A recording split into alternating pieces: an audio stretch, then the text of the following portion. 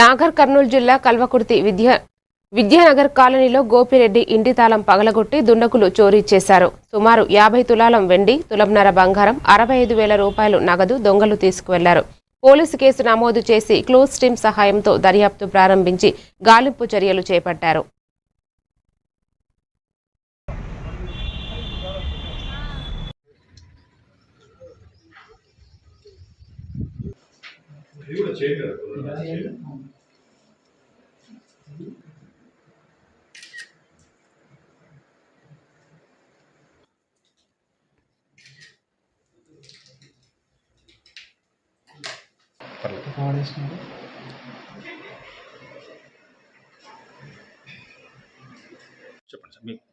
నా పేరు చిమ్మల భరత్చంద్రారెడ్డి alias Gopireddy, Vidyanagar colony.